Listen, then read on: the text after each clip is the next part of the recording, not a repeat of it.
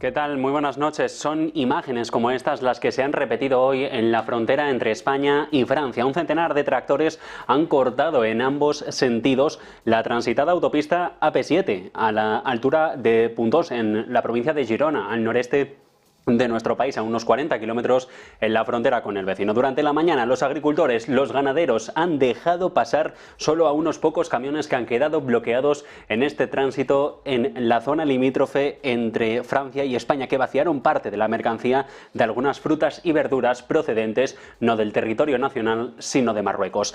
La movilización de este martes, que se va a alargar durante las próximas 48 horas, se ha convocado desde Unió de Pagesos, el sindicato convocante, dicen por las persistentes demandas que no se han escuchado, aseguran ellos, en las sedes del Ministerio de Agricultura y en la Comisión Europea. Dicen, todavía se siguen importando productos que vienen de fuera, lo que fomenta la competencia desleal. Y junto a estas imágenes, el gran protagonista de esta tarde ha sido el que van a ver en unos minutos, el presidente de México, Andrés Manuel López Obrador, y su no, el no que le ha dado al homólogo argentino, a Javier Milei. Esto, en caso de que llegar a aceptar la invitación que le ha extendido la senadora del partido opositor, Lili Tellez, para visitar el Senado de México y dialogar con un grupo de senadores. De momento, AMLO insistía esta tarde en que él no va a dialogar con el mandatario de Argentina porque no tienen nada que decirse a la cara.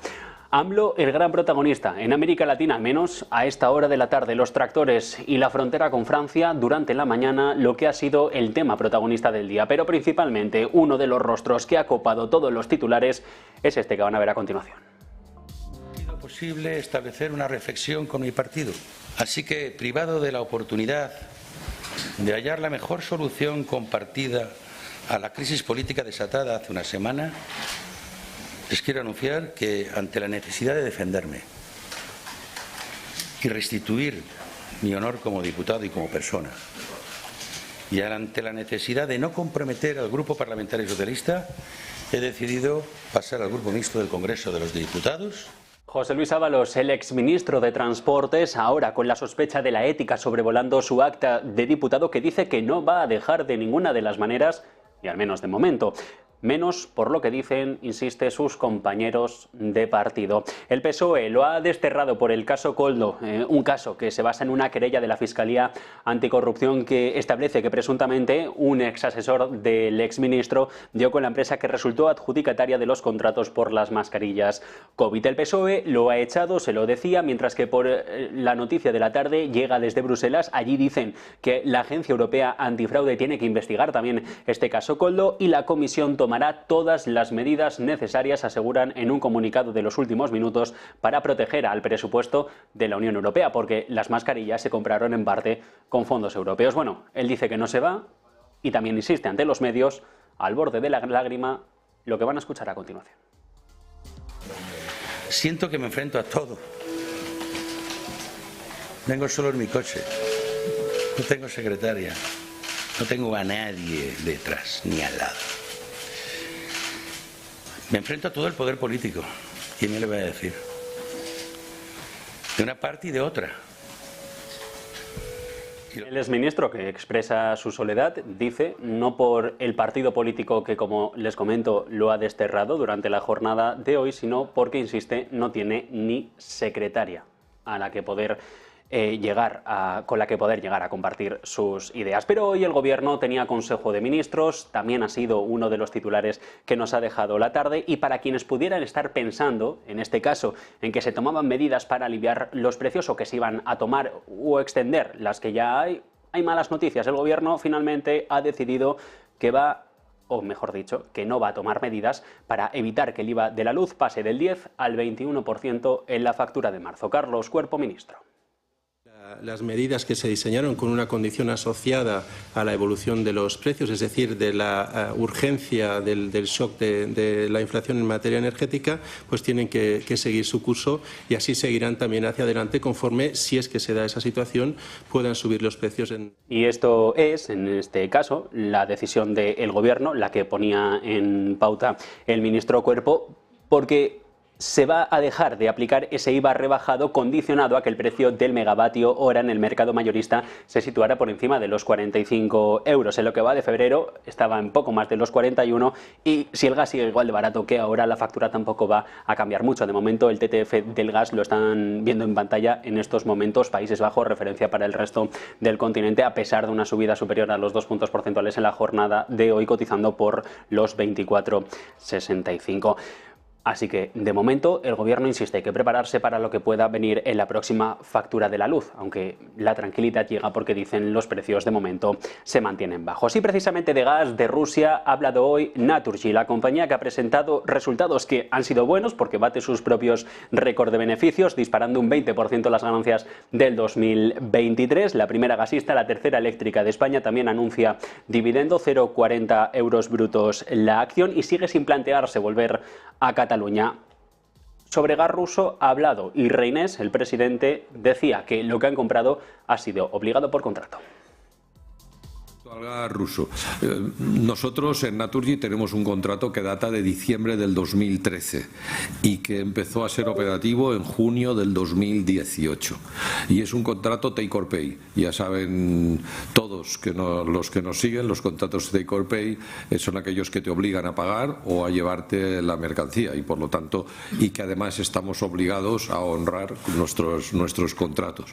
Lo que sí le puedo decir es que desde el inicio de la guerra nosotros no hemos comprado ni un solo kilovatio más de lo que dice nuestro contrato y por lo tanto no nos hemos aprovechado de esta situación. Solo hemos cumplido. Sobre otras de las medidas del Gobierno se ha pronunciado también Reinés hoy y decía que no es necesario que se suba la tasa en resalas nucleares.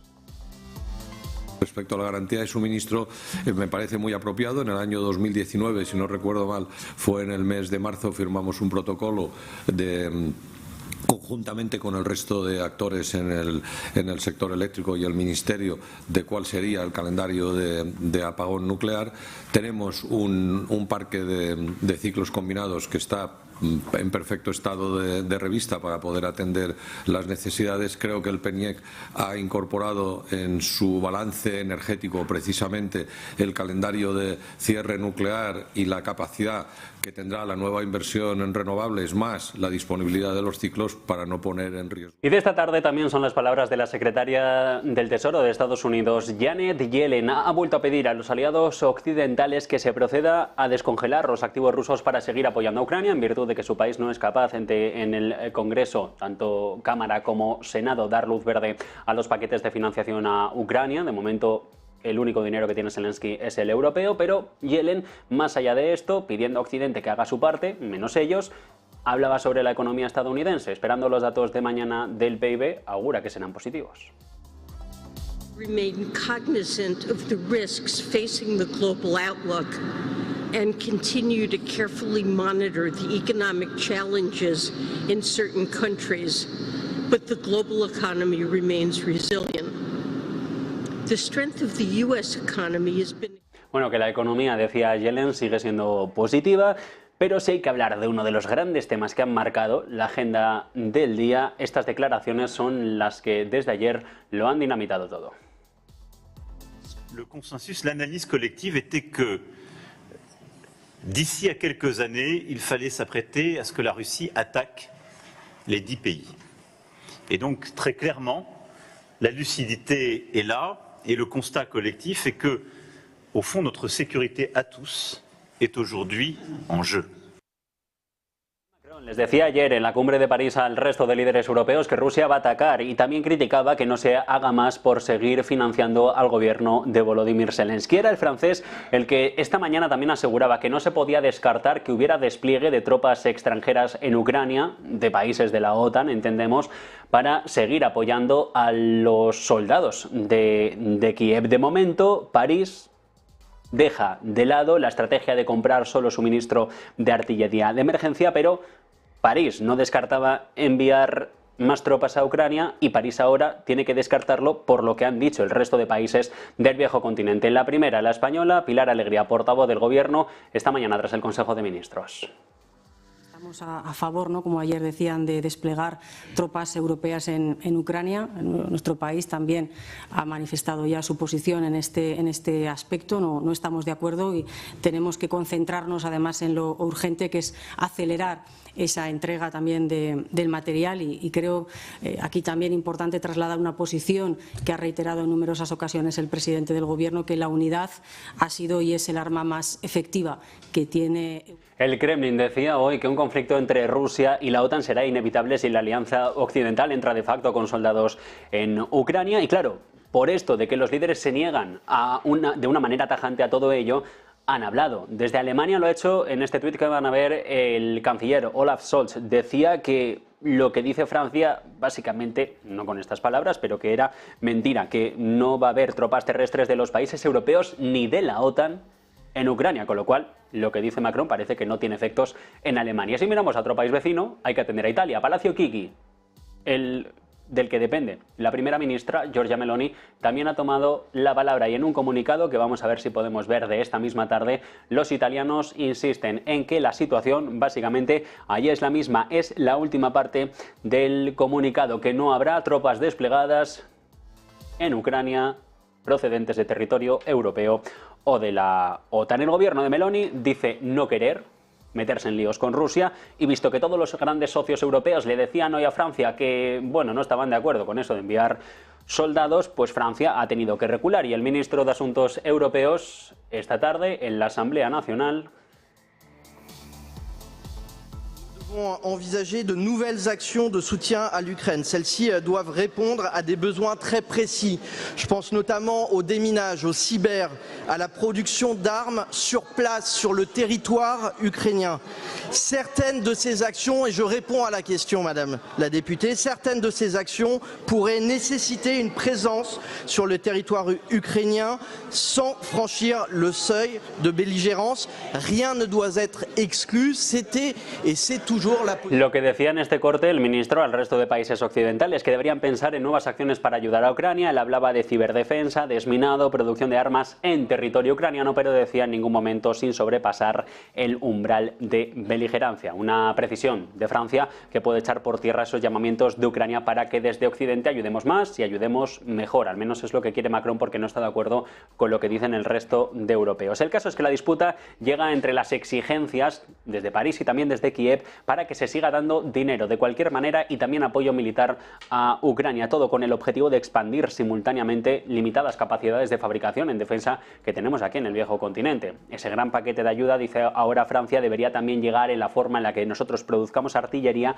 pero sean los países europeos los que en vez de tener contratos cada uno por su parte, inviertan en la producción dentro del viejo continente. También es verdad que hay empresas alemanas y francesas que están más interesadas que otras de otros territorios para conseguir esas adjudicaciones.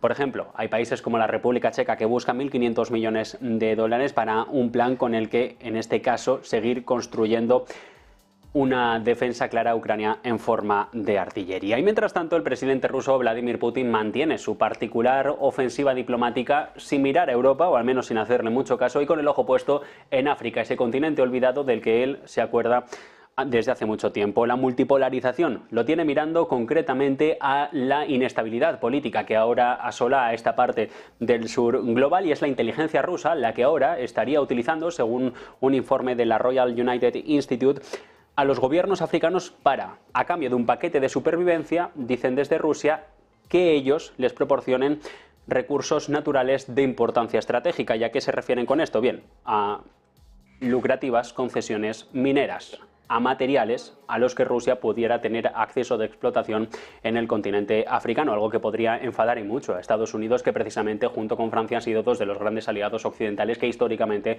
han tenido un mayor peso, han tenido repartido el control de los diferentes gobiernos que mandan en los diferentes países del continente africano. Un elemento central del paquete de aislamiento de los líderes africanos con respecto del mundo es el que está utilizando Putin. En estos momentos les dicen: yo te daré armas, te daré dinero y en este caso ayudaré a tu ejército a formarse para que a cambio me des tus recursos minerales, algo que en un punto del planeta donde, como les digo, la inestabilidad es clave en territorios como Senegal o Níger, son los dos grandes focos de tensión política que hemos visto en África en los últimos meses, en estos dos fondos sobre estos dos focos podría actuar Rusia para seguir apoyando su estrategia de expansión del multilateralismo. Y luego, si ponemos el foco en el mercado, la noticia del día nos hace mirar a Shein, ese gigante de la moda chino, a ese que dice ahora estar pensando en no cotizar en los mercados estadounidenses e irse a Londres a probar suerte en el mercado de capitales británico. El caso es que Shein no es cualquier empresa y por lo tanto quien la tenga listada dentro de sus índices tendrá también gran parte de poder económico, porque allí se dirigirán muchas de las miradas en los años que vienen, sobre todo por la parte del sector retail, por la parte del consumo minorista. Shein podría llegar a convertirse, de llegar a Londres, en la mayor OPV de la historia del mercado londinense, fundada en China, ahora con sede en Singapur, para evitar problemas regulatorios y operativas en otros territorios, sobre todo como el estadounidense. Shein está estudiando la posibilidad de cambiar su principal plaza de cotización por una razón muy clara, porque es que dice la compañía que de momento no tienen una situación de seguridad ni bursátil ni legislativa como para decidir que Wall Street sería su principal opción de mercado. Básicamente, la clave es que sigue siendo una de las grandes damnificadas, al menos de las últimas semanas, en esa guerra comercial en la que llevan inmersa Estados Unidos y China durante las últimas semanas. Salir a bolsa, que no es barato, y por lo tanto también le podrían salir las cuentas mejor en Londres que en Nueva York a la compañía asiática. Visto el mercado, miramos ahora mismo a la cotización de los índices bursátiles, tiempo real, que nos hace atender a Wall Street tras un cierre en Europa hoy durante la jornada en tono mixto. Ese IBEX 35 que ha perdido cuarto de punto porcentual hasta los 10.114 puntos de cotización. Atendemos, como les digo, a la Bolsa de Valores de Nueva York y concretamente a un tono mixto que por la parte positiva nos hace mirar al S&P 500. Tenemos al general subiendo apenas 9 céntimas porcentuales hasta los 5.074 y el foco puesto también en las compras que van al territorio del Dow Jones, en este caso con una cotización que cae por debajo de los 38.000 puntos. Si miramos al Nasdaq 100, a los tecnológicos, ahora sí la cotización cae por debajo de los 18.000, a pesar de una subida del 0,16%. Y echado ese vistazo al mercado estadounidense, vamos también a analizar parte de lo que se ha ido generando durante la tarde de hoy, también desde primera hora